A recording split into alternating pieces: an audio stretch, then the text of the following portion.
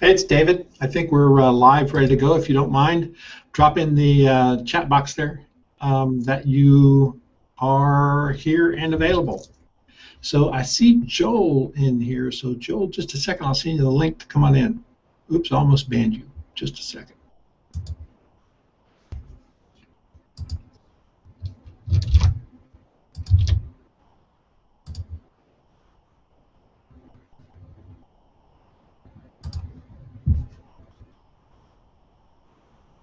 Okay. Joel, you should have received that privately, I believe, to you. If you didn't, let me know.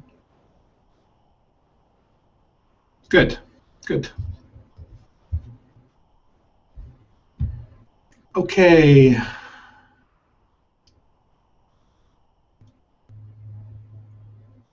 Let's see. All right, so what we're going to do today is talk about a couple of things. The first thing that we're going to talk about, and I'm going to start up Photoshop for a second. But the first thing we're going to talk about is why you need to make your pre-orders now for your book. And Joel, if you are coming into the Hangout itself here, if you can get in here, that'd be great, so that we can talk about that a little bit. Look at that. Hey, there buddy. You are. There you are. Yeah, he is. You've been traveling, my friend. You've been all over. I have been. It's been a very, very busy year of coming back and reestablishing, figuring out who I want to be when I grow up. Did you figure that out? Well, I know I want to be me, so there that much I got down. Both out of desire to and necessity. I don't Well, hard to be somebody else, huh? Yeah, well, I've just gotten really good at being me. It's taken me, 50 years to get there, but this is all the raw material I got. So yeah. And people enjoy you, so there you go. Take advantage of it, right? I'm glad for that. And I saw you were doing it this morning. I thought, I've got a few minutes to jump in here and see how I can facilitate our book. All right. So tell me how the pre-orders are coming and why it's important to get those in now.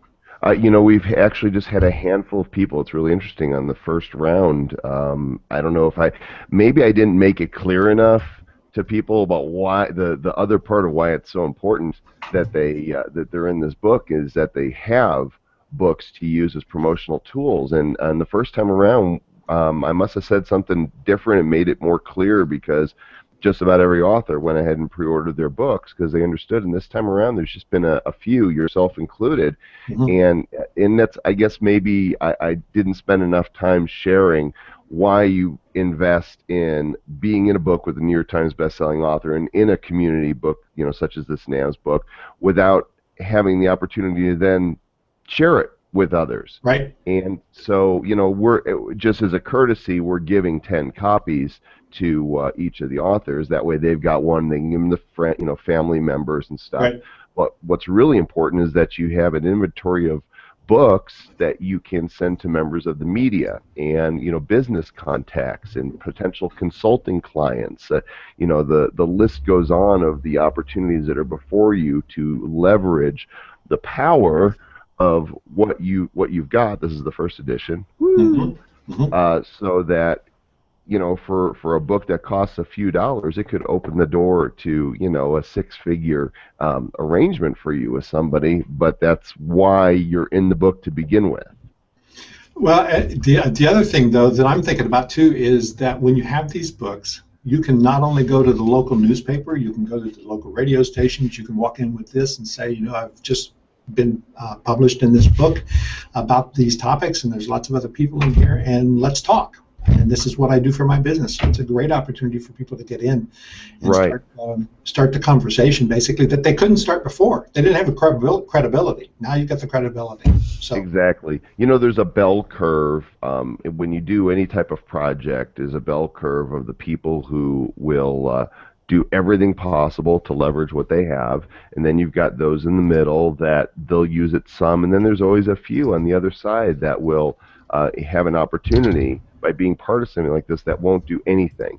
Right. And I'm really excited because on the first book we had that curve shifted, that there was very few people that did nothing, and more people that did a lot with it and leveraged it. And knowing that this is the NAMS community, these are doers, these are movers and shakers. Yep. I think we're going to see the same thing, and I just think that people need to understand a little bit clearer about why they're in a project like this to begin with.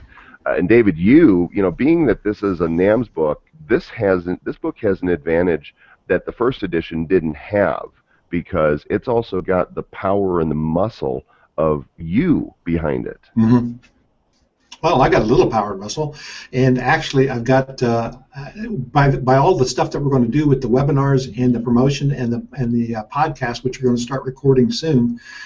This is just a great lead into you, and you can actually sell these books if you want to from your website. I'm going to be giving away a lot of books, because a book is an unbelievable business card, and you want to make sure that you're doing that. It gets you incredible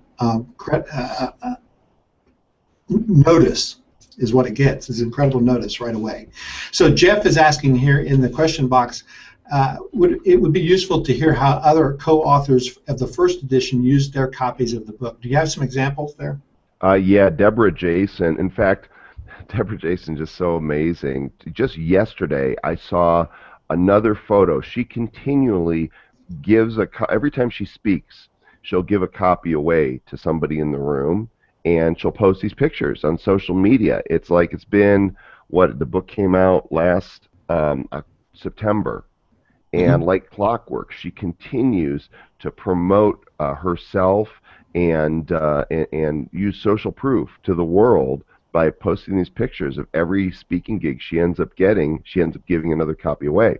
So she's leveraging it again and again and again. And the thing is, there's no boundaries with it, David, as far as how much you can leverage it. It's all in your hands to do. So I know she had something like 4 cases of books to start with, and I don't know how many she's got left, but she continues to leverage it. Then we've got other people that have used the banners that we've created and put them on their social platforms with the picture of the book in it, and they'll do contests, or they'll sell them at events, or they'll sell them on their websites. Then we have others who have sent them out to all their local media, saying the local's great, because with local media, they're always looking for people with local stories. And remember, the book is authority, and so if you're in a book and you're a co-author, guess what? You automatically go up the top of their list, because you're an authority and you're in their backyard.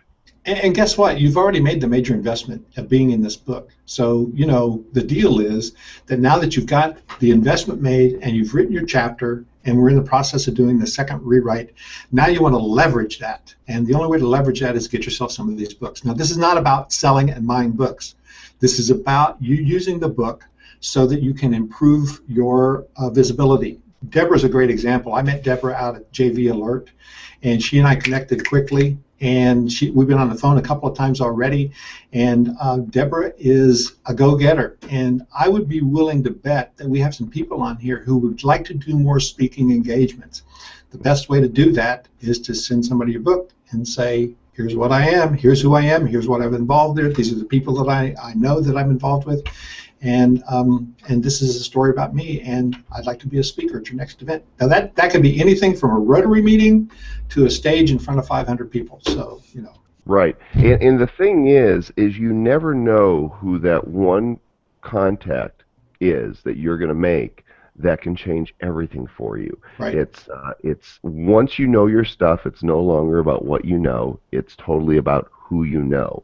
And so what we're doing is we're putting a toolbox in your hands that now you can go use. This is your nail and your hammer, and you go out there and start hammering nails or chopping down trees with it, whatever. I don't know, actually, I don't know if you could chop a tree down with the paperback. Maybe a small twig. Yeah, you have to sharpen that puppy.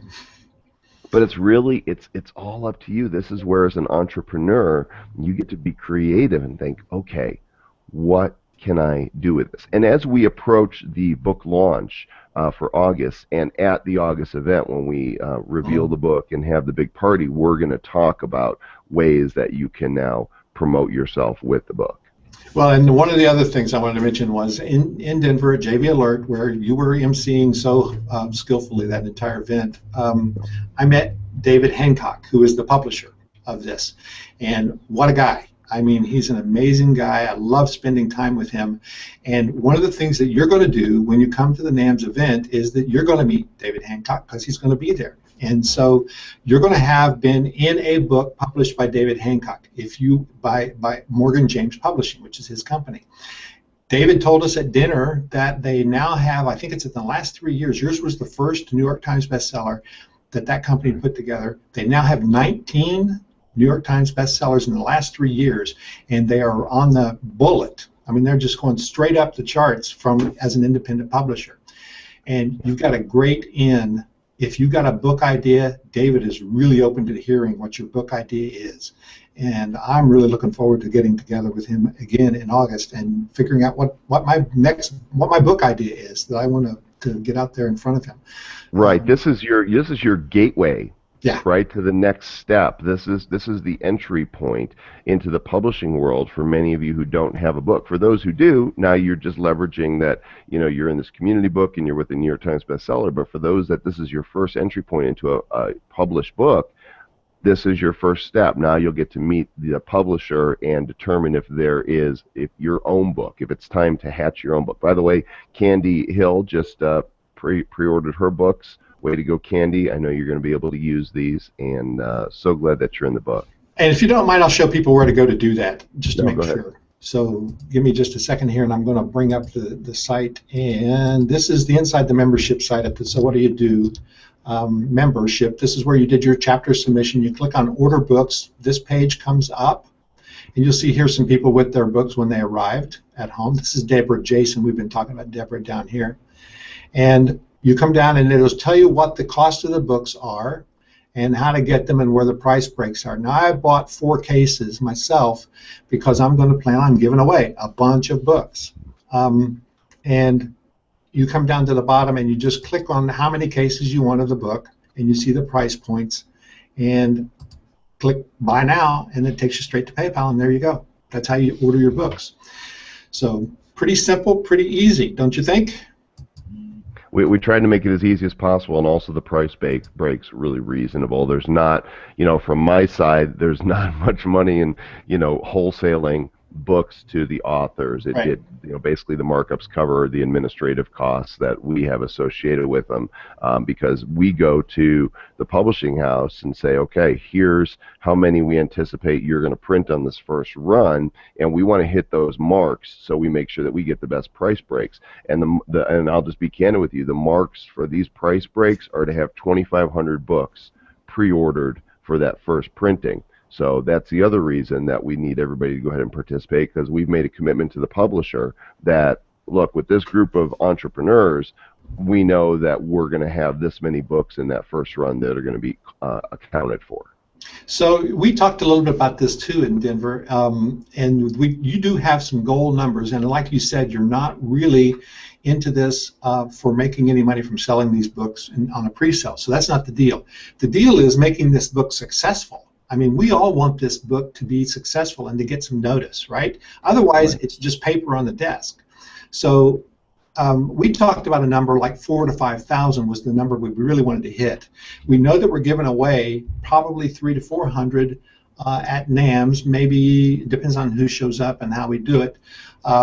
Then we're going to give away on the Marketer's Cruise as well. So we're going to order additional books for the Marketer's Cruise, and we want to get this all pre-ordered before the first print run, because the first print run is based on the number of pre-orders. Is that not true? Right. That's, any publishing house, even the large ones, they have their projections for how many books they need to have prepared, and they then decide, okay, our first run printing is going to be X number of books. And so the calculations for the price breaks that we put in here for these pre-orders are based on having a bare minimum of 2,500 books. And then anything above that is gravy as far as the publisher is concerned. Because remember, the publisher is running a business as well. And he's not in it just to say, okay, here's the money for the books, we're going to print them, and now it's gone, and not generate any profit. So because he's in business, we want to make sure that he prints at least the minimum number that he now has a profitable venture. So Right. it's a partnership, and because I'm me and David's who he is, and David Hancock is my friend, he's made an arrangement with us that most people don't get when they're publishing books, and that's because he knows my track record and he knows that when I create a book, it sells. Mm-hmm. And so we need to get back to that too, because the benefit to you is being in the book, and that's what you've done is you've already made the investment to be in the book. There is no benefit of being in the book if it doesn't get the exposure beyond. There's two benefits. The benefit of you having it to be able to hand out, but you got to order those to be able to do that. But the second benefit is that we've got to get exposure for this. So we're all going to have to promote this book when it comes time to promote the book on pre-sales as well as post-publishing. Now there's no reason that we couldn't do a 5,000 print run to begin with, and then do another 5,000 print run in December and really get this book up. Now, and I know a little bit about the publishing world, if you get a 5,000 print run that sells out in the first printing, that's pretty unusual for a book. Well, it is. And the fact is, I think I revealed these numbers when I spoke at NAMS, but I don't remember the average traditionally published book will only sell 1,000 copies in a lifetime. So right from the get-go, we're going to surpass the average, right? Which I think is pretty cool. Yep, it is. But we really want this to have a life. We want it to have a shelf life that goes beyond, and we want it to be something that we continue to promote. And it's going to be one of the cornerstones of the NAMS promotions that we do going forward, because it's something for us to be very, very proud of. It is a NAMS community book, and I don't know of any other community that has done that as a community, put together a book like this about their members, basically. So I'm really excited about having this as something that we can be proud of and put out there. And it's really got a several-year lifespan on it, both for NAMS and for each of the co-authors. This is something, obviously, you'll always be able to say that you were in this book, but as far as, immediate promotions, you've probably got a good 3 years, perhaps more, that you can leverage this full tilt. Okay, so people need to go pre-order the books. 1 case, 2 case. How many in a case, by the way? The 32 in a case. The recommendation is that you have at least 100 books in stock. So 4 cases is Dr. Joel's recommended dosage. Yeah, that's good. And I bought my 4 cases, and I'll be buying another 4 cases before the workshop, I'm sure, so that we can have plenty. I mean, I'll be giving all mine away at the workshop, I'm sure. And so we're going to be doing a lot more of the giveaways with the books. And I bet one of the things that I'm going to do with it is every time we have one of our weekly live training things, we're going to have a drawing at that or a question and answer thing, so that people will win a book. You'll always come knowing that there's an opportunity to win a book. Autographed. Autographed book, yep, going forward. And the other thing, David, is people might think, well, this is enough for now, and then when I go through these, I can order more. Yes, we can always print more, but when we do small quantities, when the publisher does small quantities, the price goes up dramatically. Yep. So that's why we're trying to get people to think long term. This is something you're going to be using for several years.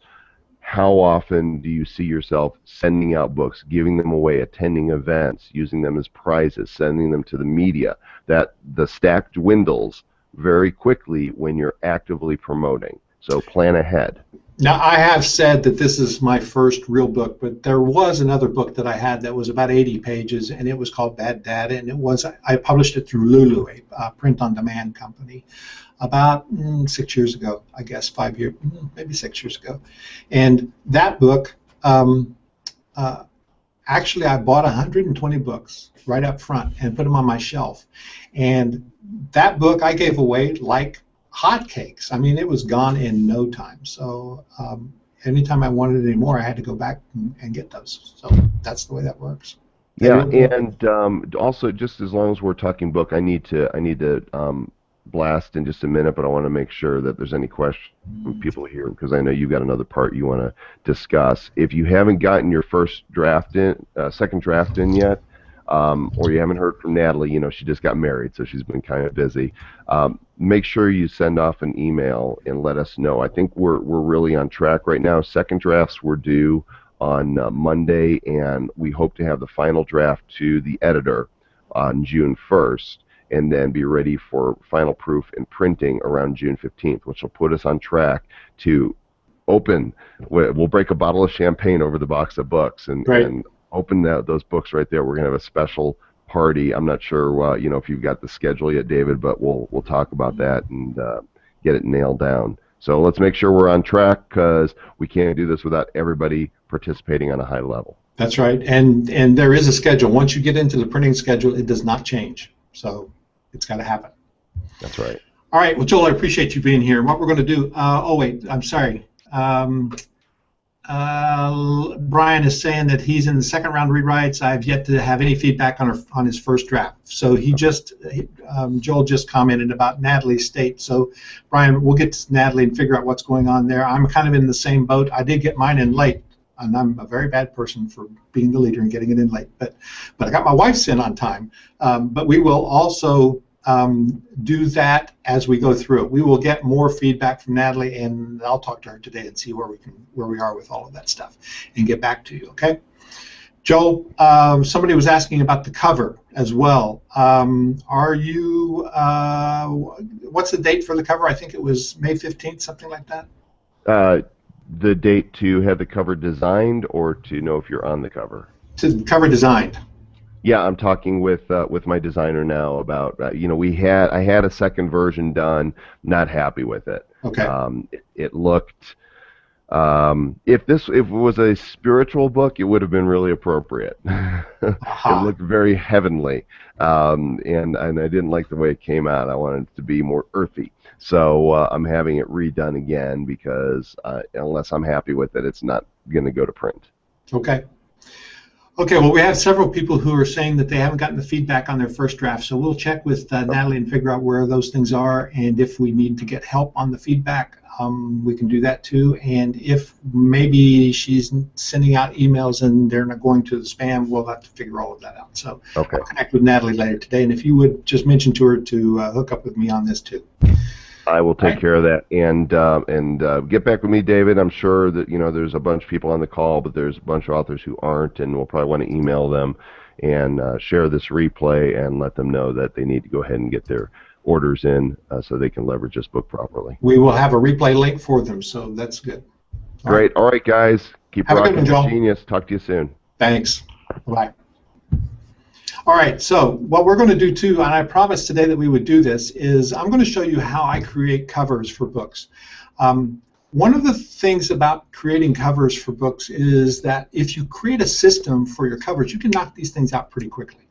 Now, I'm creating a lot of DVD covers, and I'm going to show you that. I use two tools. I use Photoshop, and you don't have to. You can use GIMP, which is free, but I'm going to show you how to do it in Photoshop. GIMP is very similar. You can still use layers in GIMP to do this. But I'm going to just show you how I do it in Photoshop, and how I create templates, and then how I go ahead and create a cover, and how I move it to what do we call it? Boxshot King, and I use Boxshot King to actually create multiple types of covers with this stuff. So let me just pull everything up here that I need. And that is here. And I'm going to switch screens so we can take a look.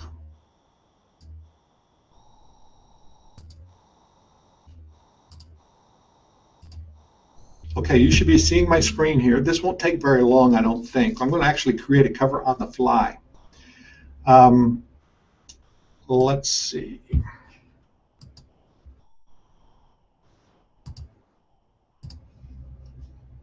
Okay, so here is, let me just uncheck all of my layers here. This is the template that I have created for DVD covers. It also works for report covers, and I'll show you how to do that in just a second. This, all I needed to know, it's blank. There's nothing checked here. All it is a base layer that is a background white layer right here. You can see it at the bottom. I have it highlighted here at the bottom. That's a background white layer, which is the size of the page and everything. So I don't even have that checked because I have it as a transparent now. So I just created that. If I want it to be white in the background, I check that so that it's white in the background. I can change that color if I want a different background color or anything. So let's see. What I'm going to do here now is I'll just show you one of my DVD covers. This is DVD cover. And you see I have this file up here that I call DVD covers original.psd.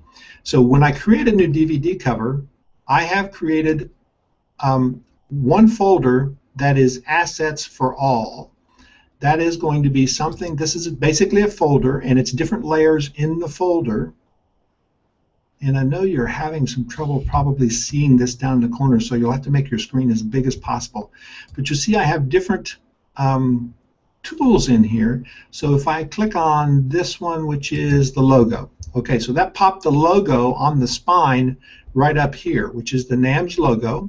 And this logo is for the Niche Affiliate Marketing System, and I have one set up for the Insiders Club, and I have a logo that's down here. I can use that one, or I can use, this is the one for the Insiders Club down here, and I have one that is also for the tutorials.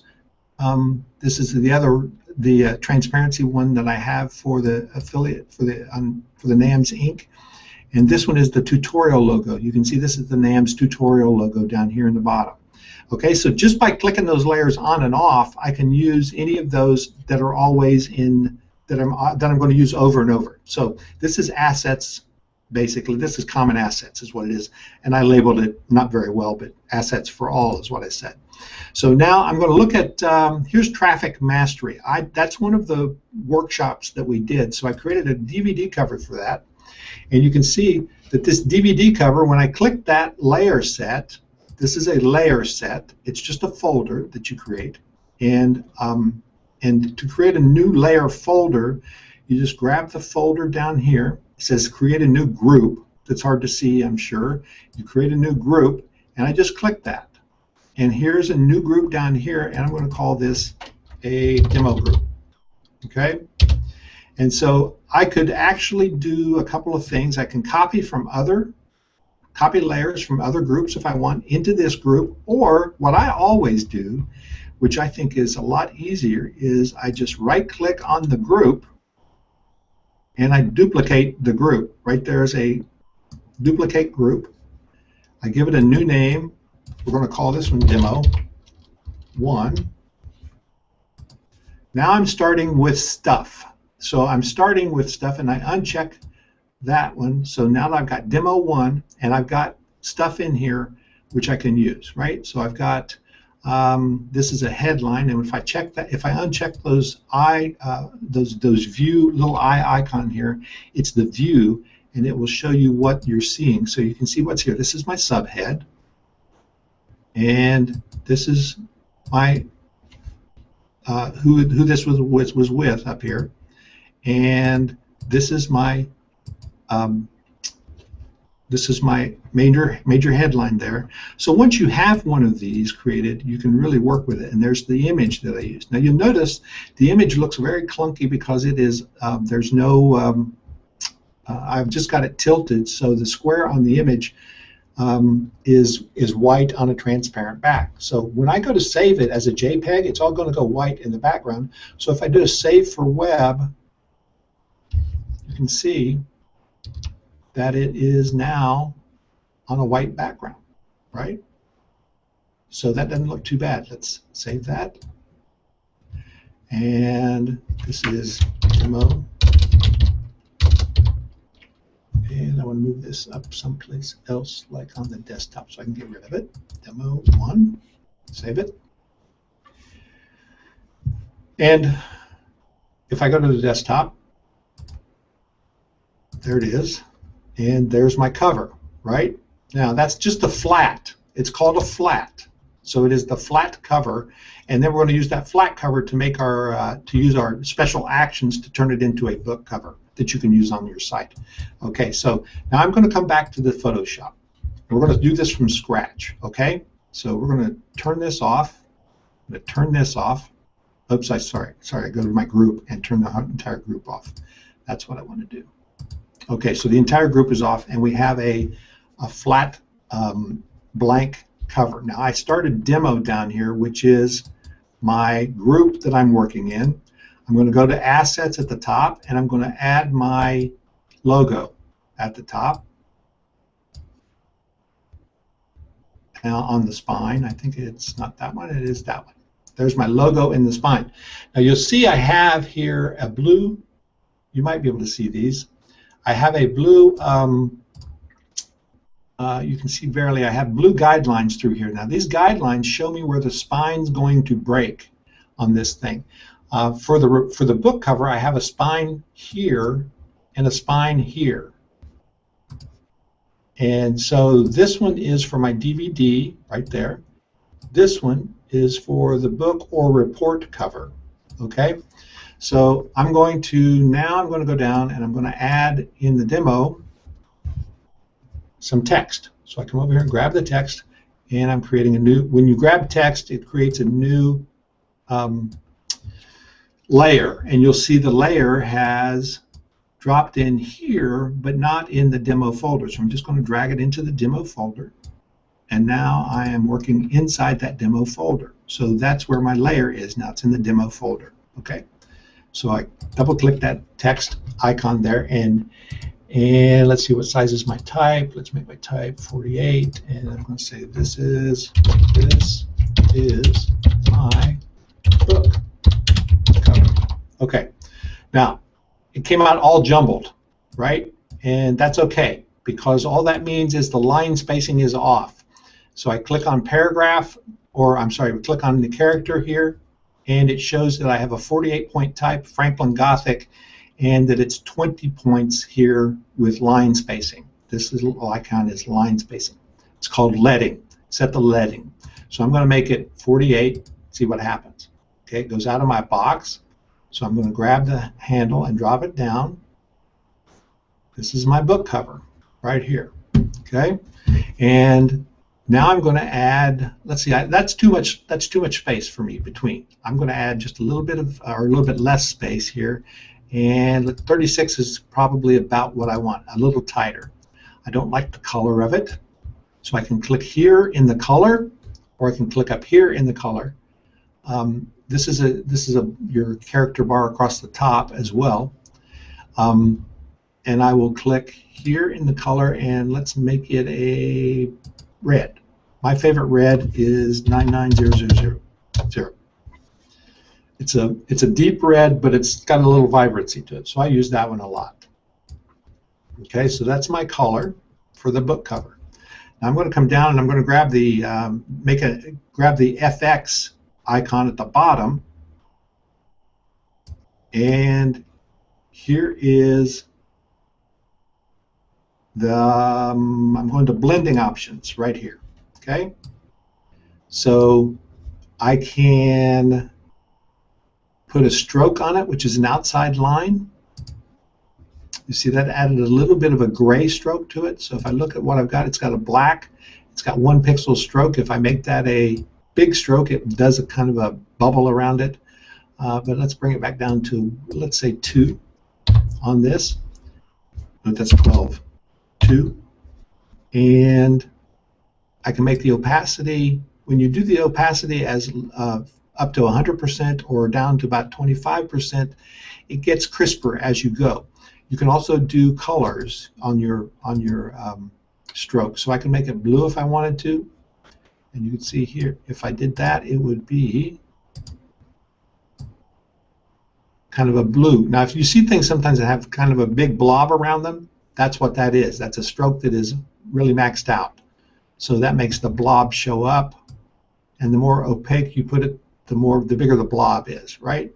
So not all that keen on this. So I'm going to go down to 2. And Let's do drop shadow. Okay, so immediately you saw that jump. Watch it jump a little bit when I turn it off. Okay, you get a little bit of separation there as it jumps out a little bit, and I can, on that drop shadow, I can make the distance deep like that. I can do the spread, which makes it a little bit bigger and a little bit more blurry behind, really kind of separates it out, and I can blur it. Make that a little bit on the size, make it bigger, and so that it blurs out and deepens. Now, too much is too much. So we're going to back that way off and bring the distance way down so that it's not obnoxiously popped up. But that's a pretty nice pop-up right there. And you notice that our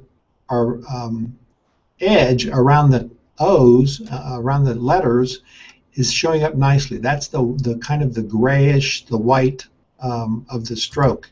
So actually it's a blue of the stroke. So if I come over here and make that a little bit more gray, that gives it a little bit less excitement, but it makes it a little bit more classy. I can actually bring it down and make it yellow. I use yellow a lot because yellow sometimes gives it kind of a little hover, a little bit of a hover look, and I like that. So I'm going to go with the yellow on this one, and I'll make the yellow a little bit bigger, about a 3. Okay. So there's a stroke around it that is a light yellow. If I give it more opacity, it brings in more yellow. So you see that has a yellow kind of route around it. Okay. So now we are, let's see, and I can even do an outer glow if I want on this. These are the 3 that I use all the time. Is outer glow, because that can give you a little bit of a halo-ish look. And I'm going to add a little color on that too. Let's make that more yellow. Okay. And I would make this spread a little bit, like so. And there you go. That gives you a little bit of a halo-ish type look. Okay. And I think for this one I'm going to leave it off. There we go. All right. So now this is the title of the book cover.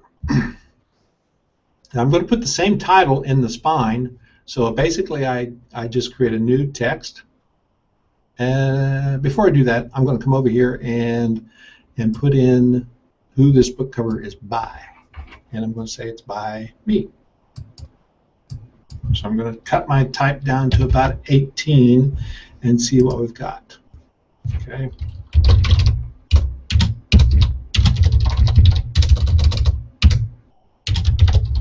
Come on. Look at this. I can't type today. Okay.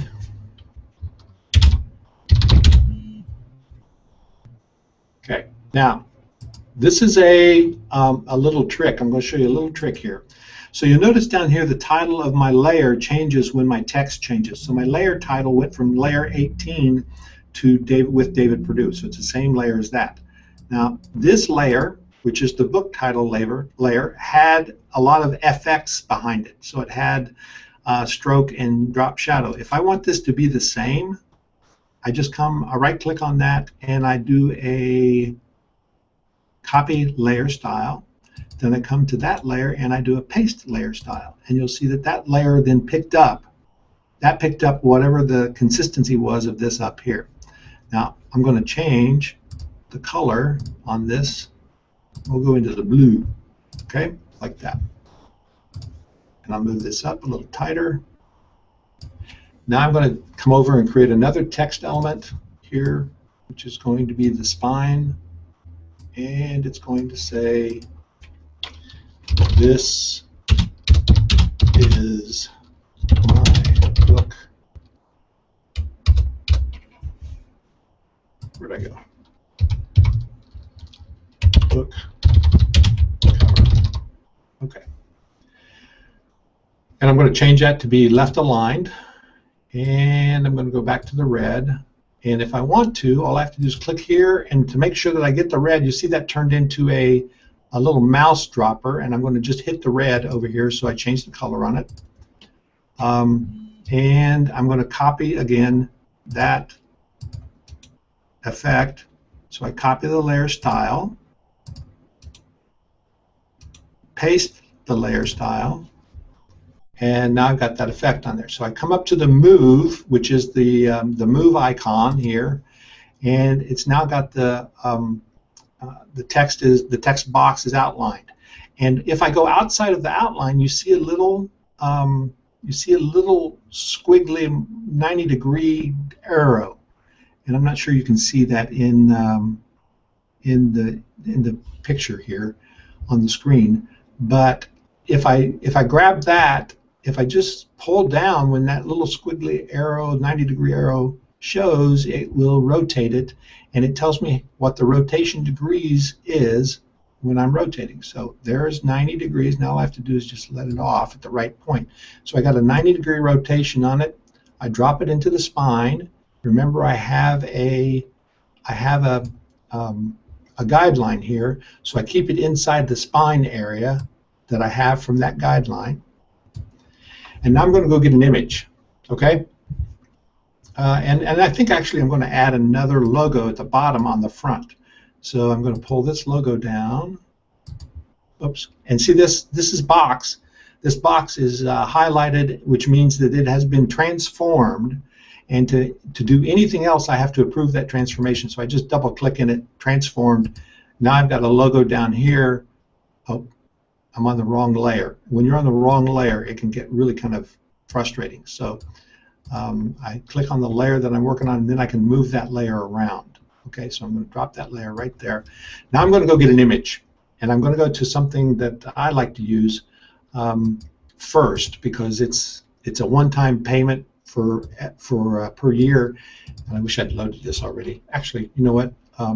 Yeah, I'll show you what we've got here. So this is graphic stock, and I'll put a link in here for you to that, because I have a special coupon to get you this for $99, whatever it is, a year, and you can use these images for just about anything forever. You download them and you get unlimited use. It's one of the only stock houses I know that does this. It's pretty amazing. Now their images are always, you have to, it's not as easy as some of the other places, but you know, you don't pay for them again. You buy it one time per year, $99, and we're going to do, let's just browse and pick up an image. In fact, let's grab this one. Nope, I'm going to grab this one. Oh, here's one I'm going to grab, right here, this one. Okay, so I'm going to take that image and I'm going to download it to graphic stock, which is where I go in my Dropbox. I keep all my pictures in Dropbox so that I can access them from any of my computers anywhere. So because I might want to use them for something as I'm working on something elsewhere. So I've got it in there. That's right here in my Chrome. It downloads to the bottom, and if I just grab that and drop it over here, it's going to come up on my page. So here's my picture, and I've got it in the assets for all because that was the folder that I'm working in. That was not smart. So now I've got to grab that. I'm going to transform that, right? So I approve it. I'm going to grab that and come all the way to the bottom. And I'm going to put it at the very bottom of my folder so that it's the background of my stuff. So you see there's my cover. And here's the image. Now it doesn't fit, right? It doesn't fit. So all I have to do is grab that corner of the image and make it bigger, put it where I want it,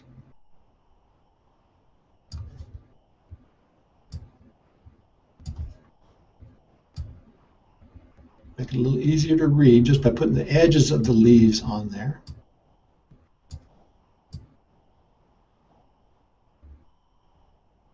And bring it up a little bit, and now it looks pretty good, right?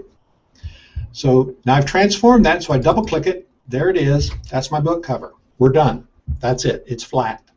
So now I just save it because I have saved it now as a new book cover right here. and it is in this folder. So see, what I've done is create a book cover in a new folder in this one file. This is one Photoshop file, and if you learn to work in layers inside groups, you can do a ton of stuff. So here's a book cover that I just created last week, and there is a completely different book cover, and all I have to do is click on the image here, the little icon, to show it at the end. So now I've clicked off of it, and I'm going to click back on the demo, and there's my book cover. Now I'm going to save for web. So it's a big image. I'm going to save it as this book cover demo.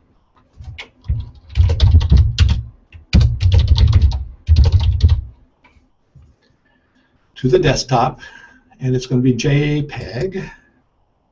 Okay, so it's now it's on my desktop, and now I'm going to come back to my BoxShot King. Okay, and I've already got that open. So I'm going to choose my book cover. We could do a spiral, we could do a DVD case, we could do a paperback book, and you see it's got a spine here on the paperback. We could do a hardcover. You could do the back side of your paperback. You could create a back cover if you wanted to. This is a smaller paperback standing. Here's the DVD cover that I use all the time, and you can actually do software boxes or whatever. Now, some of these designs get a little tricky. So if you do a CD cover, you have to build something that works in that circular panel, right? So it gets a little tricky on the template, and you have to work on those templates separately. But we're doing a book cover, so I'm going to come back up here to, and you can get your book cover laying down, laying sideways like this, laying flat like that. This can be a hardcover. This can be a stack of books. Let's choose the stack of books. This is kind of a cool one. Okay, so I'm going to go here. Now it says I can use any of these backgrounds, and one of the great things about BoxShot King is you can actually build a cover in BoxShot King really easily. But I like to build them myself in Photoshop and then just bring that image over. So upload your own, choose a file, book cover demo, that's that one, and I choose that one that I just loaded, and there it is. Okay, so now I put this in. I drag the bracket or the corners to get everything in that I want, and you'll see here's my spine on the book cover. And let's see, maybe I can. What happens if I move that around a little bit? So I can expand it. I can make it a little flatter. I can elongate it. It just depends on how you pull your corners in or out, right? So I'm going to leave it exactly the way it is. And then all I have to do is hit select and continue and finalize. Okay?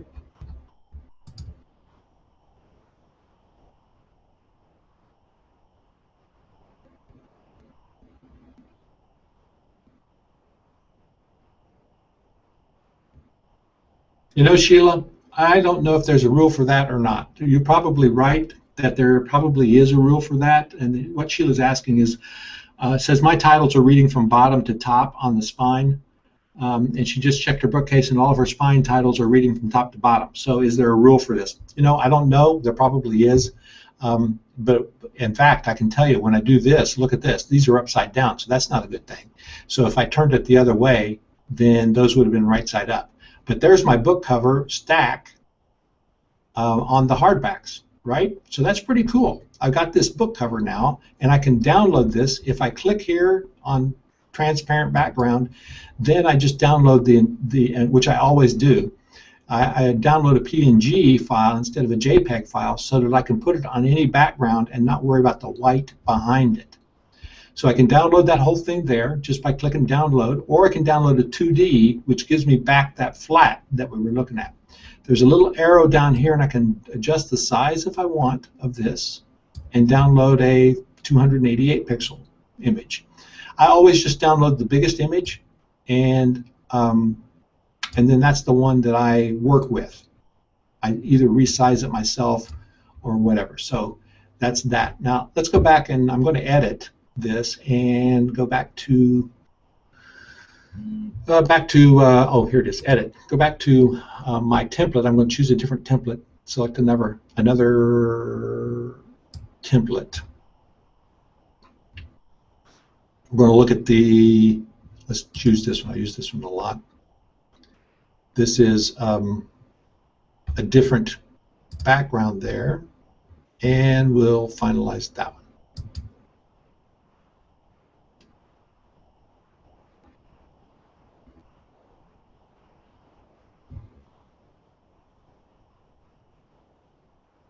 I have a feeling I forgot something, so let's just see what happens here.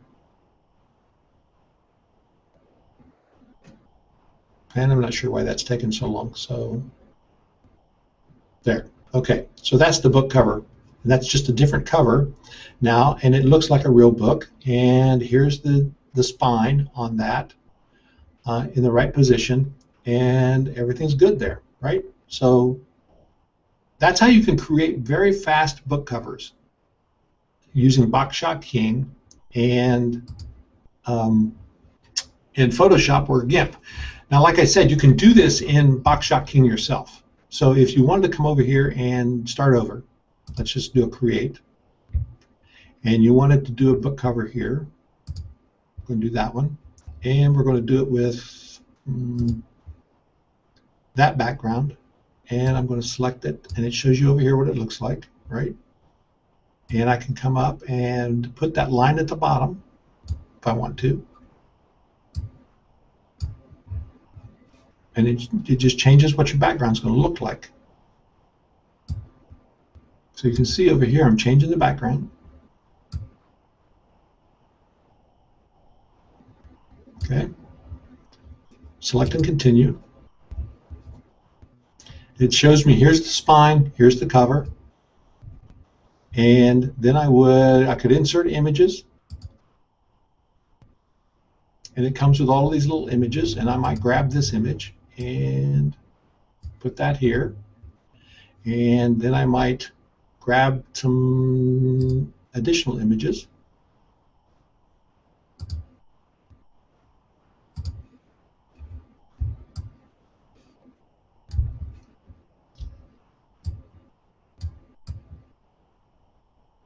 Okay, and then I would, let's see, where's my text? Insert text here. I just add, this is my book cover. Now, it's going to give me it all on one line unless I do that, which is break it over on different lines. I can choose the type that I want. I'm going to do bold and tight, and I'm going to grab entrance. Okay. And I'm going to align it centered. See if I align it right. Sometimes it works, sometimes it doesn't when you do the alignment. Do I want a text outline? I can do a text outline on it. I can do a gradient on the type. I can use no effects. I can grab an effect. So you have all these effects that you can add to your book, to your title. And I'm not big on a lot of these slick kind of things because they get overdone. So I think we're just going to leave it with a color. We're just going to go with a color, and our color is going to be, choose a color here. We're going to choose a yellow on that. And I know that FF999 is kind of a light yellow. Too many nines? How many too many Fs? What's the deal? Oh, not enough Fs. Okay, FFFF99 is kind of a light yellow. That's what we're going to do. Okay, and I'm going to submit. Okay, so this makes my big book cover title here. I grab that and I come to the corners and I can make it as big as I want.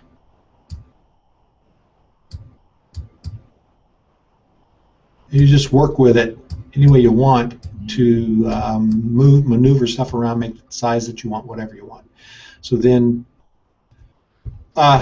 so I could add additional images if I want.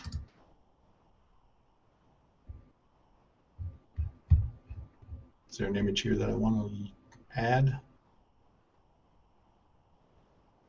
Let's do this one. Make that image smaller.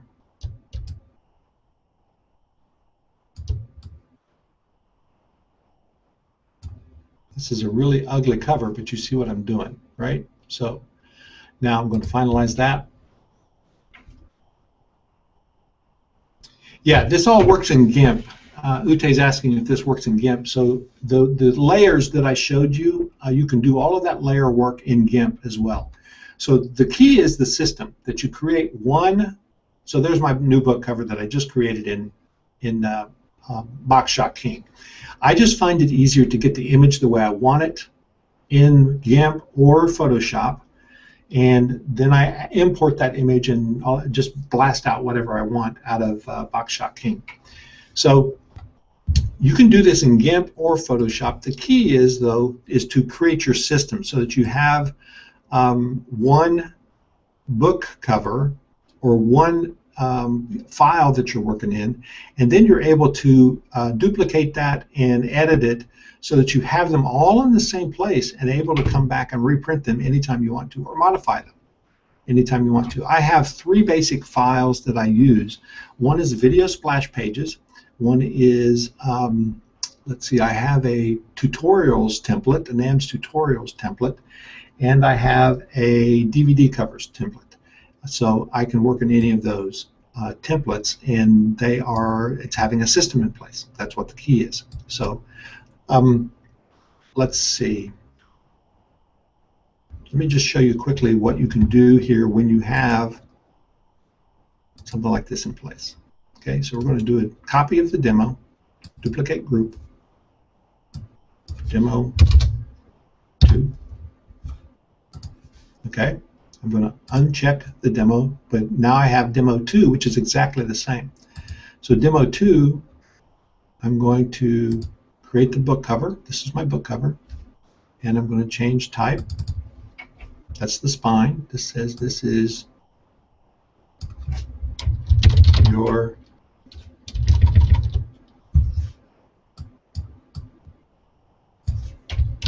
best seller. Now, to do this stuff, we had to go into Photoshop and use a bunch of Photoshop actions, basically. But now, because it's all done in easily through templates and then in Boxshot King, I love being able to just crank these out like this. So I'm going to leave that the same, and I'm going to change this one up here. So I double-click on the icon there. It covers it. This is your best seller. Okay, now I'm going to show you something else. Okay, so this type is too big now. It rolled over because that word is one word, and it may or may not be one word. I don't know, but I'm leaving it as one word to prove this point. So I stretched it out so that it fits, but now the type's too big. One of the things I love about this is that you can click on this move thing. Now we're going to transform it, and all I have to do is drag it, and it recreates the size that I want anywhere I've got in this page. So transformed, there it is. I have a new size. It's now 42.31 points instead of 48, and it did that automatically, right? So we're going to come up here. I'm going to take away that image.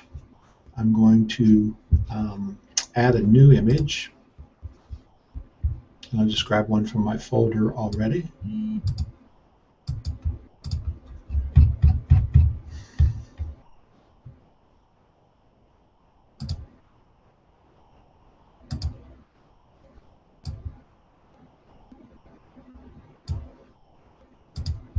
Okay, and I'm going to do large icons so I can see what we've got. This one is the one I'm going to use. And I'm just going to drag it over here. That's my seashell, and I'm going to make it bigger.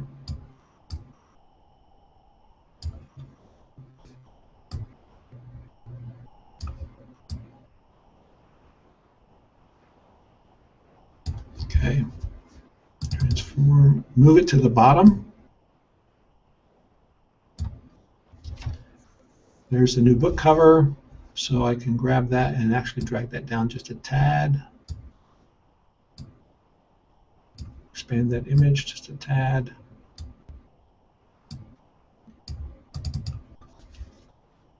File, save as.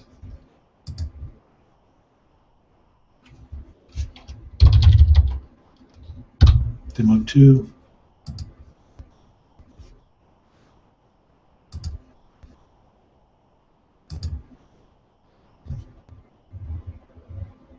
Wait, where'd Demo 2 go? What did I do? Maybe I didn't save it. Save as. Demo 2 on the desktop. Replace.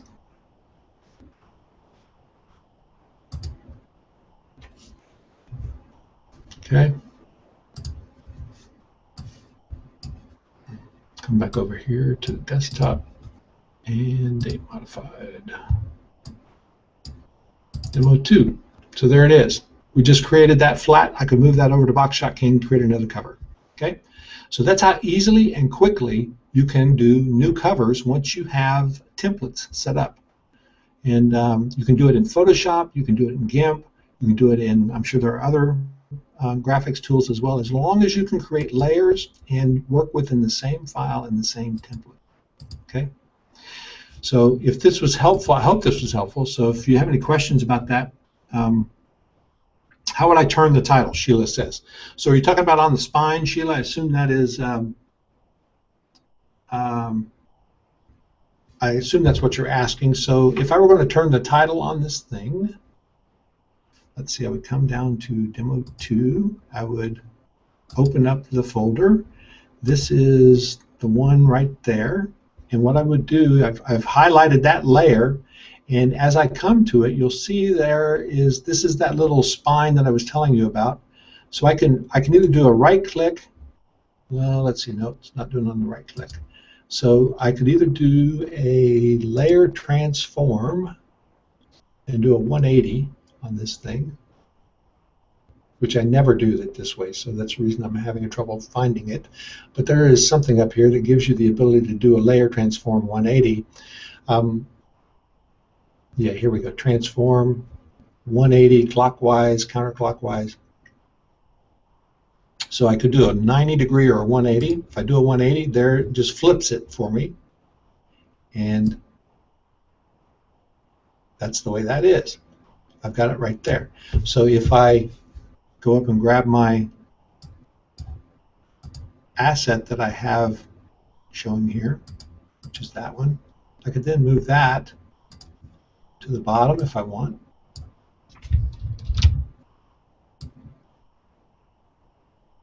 And flip that too, which I'm not going to do right now, but I could.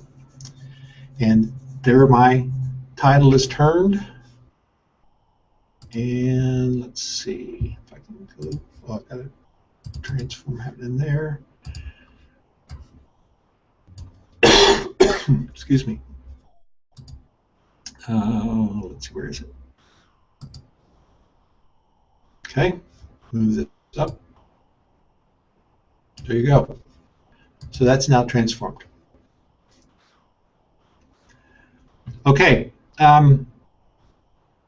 So does this make sense? I'm going to tell you, Ute says this is great. It's those little things that you overlook so easily.